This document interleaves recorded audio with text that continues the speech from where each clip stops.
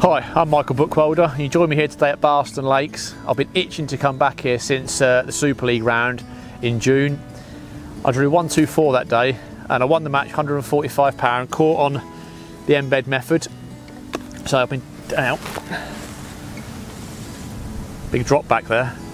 Been itching to come back because most people know Barston is one of them fisheries where you come to, you can't fail to catch fish. Really enjoy the fishing here. It's basically turned into a bit of a spom it out on the 40 to 50 metre line, and then if you're not catching on there, fish a bit further past it. So today I brought my agitator spod rod, Bosch load of gear in at 40 metres, and I've tried to catch it and I couldn't really to start with. All the fish have been topping here really long, so I'm using a 4 metre rod, which gives me best of both worlds, because anyone that knows me pretty well, I don't like setting up loads of kit, so if I can fish one rod to do everything, I will do. Got a 4 metre extremis, which is 13 foot in old money. Allows me to fish 40 metres and 80 what I'm catching at the moment.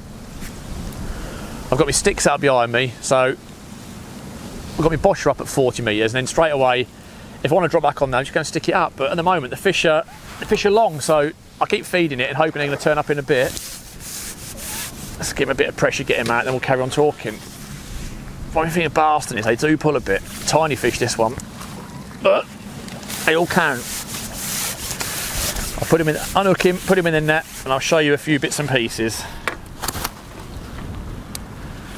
Nailed him right in the bottom lip. Look, that's the beauty of the embed, is when you put it in the clip, literally you can't get the hook out, it's that much in the bottom lip.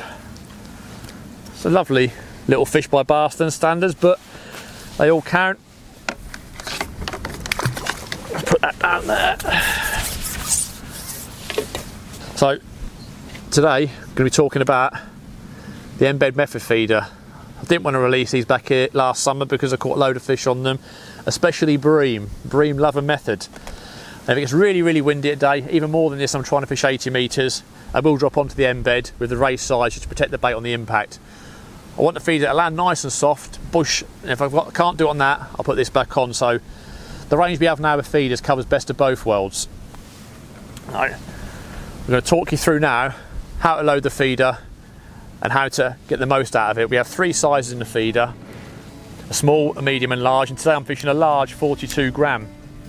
And again, fishing 40 metres, people are saying, oh, it's far too big, but you need to make life easy. By fishing a heavier feeder, I can get there, pin it down the bottom, I've got more weight for the fish to hook themselves against, so for me, it's a perfect way to fish. Let's show you how you do it.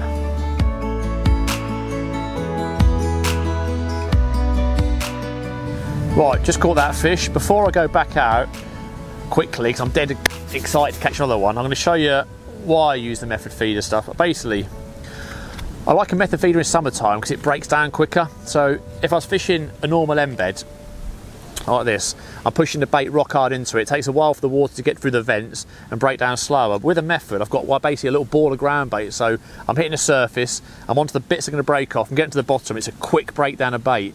And with fishing this time of year, it's all about, you're not sitting for 5, 10, 15, 20 minutes waiting for a bite. You're sitting for 2, 3 minutes, and 3 minutes you're probably itching, you're trying to reel back in. So for me, by fishing the method, we've got loads of area for it to break down. It breaks down really quickly and makes it, for me, fishing quicker and more efficient than fishing with a normal embed feeder at the moment. It's personal choice. In the winter time, I'm back to the proper embed and waiting for a bite. But this time of year, I'm all about getting bait in, getting volumes of bait in. I can double skin on this and push it in twice and get a bigger ball of bait. I can 3 skin it, make it really big ball of bait. Them things I can't do on a normal embed. So summertime is about feeding, being positive, and for me, an embed method gives me that opportunity to do that. I'm fishing a big feeder today, so I'm chucking further, 42 gram in a large. Allows me to cast accurately to any distance I want to, really. I could chuck that 110 metres quite easily. On my boshing line, if I was putting loads of bait for a bosher, I'd probably put a smaller feeder on and just feel my way into the peg a bit that way, and just use the bosher to attract them in, and then make a small parcel of bait to attract your fish in. I'm not clipping up on either line, I'm just chucking in an area rather than straight on top of it. Obviously my bosher is going to put bait on top of it, and I want to just sort of fish around it. So that's the beauty of a method feeder for me. It's a quick breakdown of bait and you're fishing straight away. I can leave a bait on top and I know I'm on a pile. I fish it in the clip sometimes, and I don't fish in the clip. For me, fish it in the clip's personal choice. If I'm fishing for big carp, I tend to not put it in the embed clip, but when fishing for F1s and particularly bream and skimmers, I always clip it on like a 2-inch hook length, and they seem to really hook themselves, and everyone you'll find will be nailed in the bottom lip. So great tips there. Have a try yourself, and anything like that, put in the comments which way you like to fish it. It's all great feedback, and we love like the map, hearing things like that. And the embed feeder for us has been a revelation for my fishing, and I really enjoy fishing the method more now. One thing we get asked quite a bit out of map here is, how do we use the clip properly? Right, I'm going to show you the way I do it. I never load it after, either I'm using the embed or the embed method. Literally have it across my middle finger, it's a strong finger, both fingers like that, push it into the clip, and then, look, solid. And then leave it hanging. I put some bait into my mould and lower the hook bait onto it, compressing it down, because we've got the soft rubber moulds here, pushing it hard, push the back. What you'll notice now, we're going to do a nice little, it's a flat, real flat bait. Because I like to feed a bit here at Barston, I'm just going to basically double skin it on top, again pushing my feed to get it out. And what you notice compared to a lot of conventional methods there, it's very flat. What it does now, because there's a wind about, it allows me to chuck a long way, so it's quite aerodynamic that. And the little bit of bonus we have is if you feed the lands properly, you've got a little bit of a shield here. So let me just chuck this out. We're fishing about 75 metres here, so I'll quickly plop it out.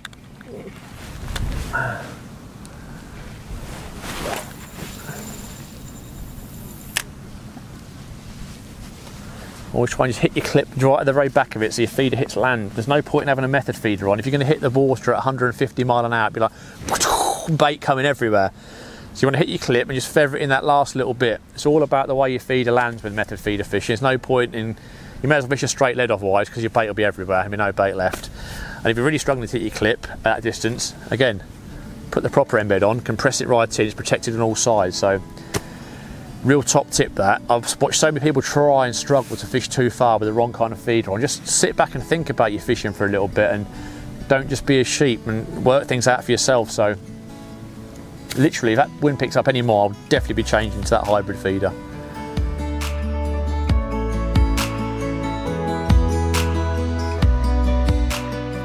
Let's talk about baits. With method feeder fishing, a place like Bath, it's really simple. You have some Sensor's 2mm carp pellets I've soaked up. I've also added some pineapple flavour because I don't know if it works, but I like the smell of it. Got some Sensor's halibuts with some core mixed in for me boshing line, 2s, 4s and 6s, and some good old-fashioned ground bait, because ground bait catches everywhere. Hook bait choice for me, so simple. Like, I can't see any further than wafters, do it in different colours. What I do though, my mate gave me this pot ages ago. It's like some 8mm and 10mm boilies. It's been glugged up for probably years now, me mate Kev. Absolutely stink of berries, really. So just spike them on. It's a really attractive bait. See the colour coming off my hand? It's like a 10mm boilie. So we're fishing with big fish, so big baits. Again, you got your colours, colour choices. Personally, for me, I think it's if I caught one on a red boilie, I'd chuck out next chuck on a red boilie, because I've got confidence in it. If you chuck out on a white and you catch one on a white, you chuck out on a white in the next chuck. I just think that's all colour choice. A lot of it's in your head. On venues like Barston here, where it's really coloured, are they feeding by sight? Probably not. I think they're just in your peg mooching around and pick it up. So I think it's personal choice. I just have confidence I'm going to get a bite in that, so I feed it. I'm using the halibuts. I've soaked them in some oil as well, just to make it. We're in summertime, so I want as much attractive as I can. So a load of corn, load of halibuts. Absolutely stink. What's not to like about them, really? Only one top tip on ground bait. Make the ground bait quite wet. With a method, you don't want it to be quite dry. You want, with it, make it wet, it makes it more claggy towards like paste, so it's on the bottom quicker. You're not breaking up on the surface. So that's one top tip, especially for bream fishing. Have it really over wetted. And it, a really good angler called Rolly McAnini told me that 15 years ago about overwetting ground bait fishing method, and he caught back in the day millions of fish, and it stuck with me. That as a top tip from Rolly, passed on now 15 years later. Overwet your ground bait, definitely works. When do we use what at what time? I try to always use carp pellets when I'm fishing for carp, really. Carp and big F1s. And if I'm fishing exclusively like Tamar, prime example, fishing Tamar, I use nearly all ground bait. all ground bait, and I do two kinds of it. I do a soft one and a hard one. So I do one that's over wetted and one that's drier. For me, skimmers prefer ground bait, and I'm basically, if I was going to Tamar, let's show you how I would quickly do it. I'd put one rock hard on, and literally I squeeze it as hard as I possibly can around there. And I'd put my hook bait in, and then the next one would be a real soft mix straight on top, just like a. So when I basically squeeze it on, last bit, just so it hit the surface, the top bit would break off, then I've got my bottom bit intact, so I get to the bottom. It's quite deep at Tamar, some pegs, and if fishing over 5 or 6 foot, maybe 10 foot, I don't think you can feed pellets. I think it breaks up too quick. So ground bait there, literally chuck that out, top bit's going to break up on impact. I've then got a ball at the bottom. So for me, bream, ground bait, carp pellets, and then have a mixture of both. If you want to try a few both, you can do, but for me that's the way I fish it. I don't tend to mix them. And then I've known people do add extra waters and pellets to 4 mils and put them on the method, but for me that's not the way I've fished, and I've got no confidence in it. So fishing is about confidence. If I'm confident in doing what I'm doing, why am I going to change?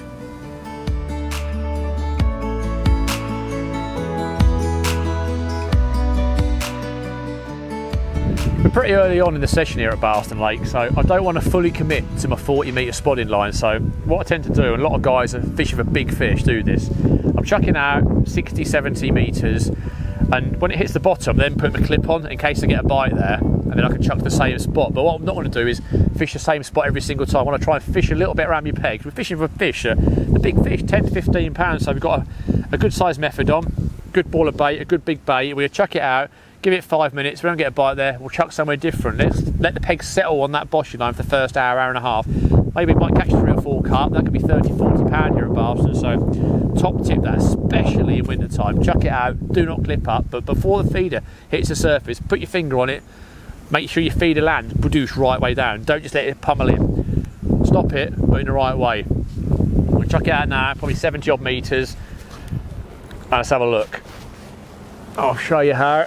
Literally going to chuck it out, finger ready, finger on the spool, lands perfectly.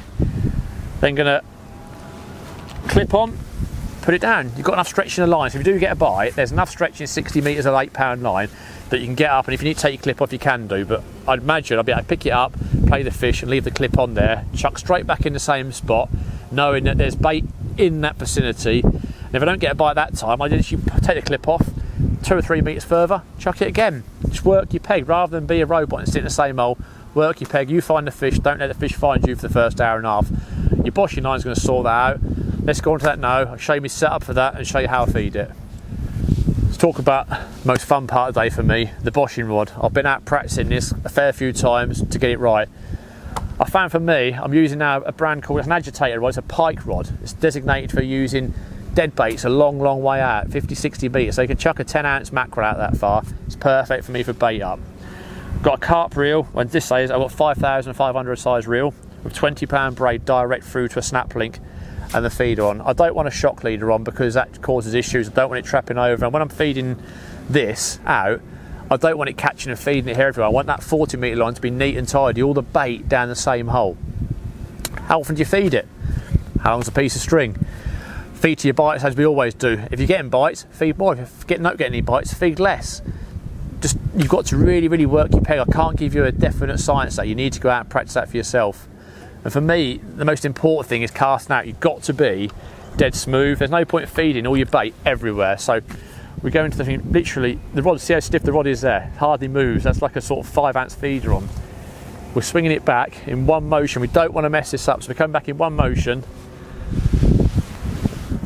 through it, hit the clip. 2 ways to do it now. People either hit the surface straight away at Barston, strike it all off. That can work brilliantly, but I also like to fish in a bit of a deeper event. You hit the bottom, let it count for 10, 15 seconds, then strike it out that way. You don't notice how stiff it is, the rod. It's almost like fishing with a sea rod. There's no easy way to fish a method like this. It's basically all about practice and doing it right. So get out there, try your hardest. And I've been before with a bucket and just sat there with a bucket spodding out 40 metres. There's no point going to a match and doing it the first time. You need to be on it and be accurate. So that's my top tip for that one, is go out, even take that down to local field, a bit of molehill soil, but you need to be accurate. There you go, that's the pick of a bunch. What a fantastic day here at Barston Lakes. It never fails to disappoint. A lovely double figure, common carp, fought like mad, so we thought we'd save him and show him off properly. Keeping him nice and wet over the mat. What a fantastic way to end the day. Hopefully you picked up some tips. I know I've really enjoyed filming them for you. So let's get him back and hopefully I'll see him again pretty soon.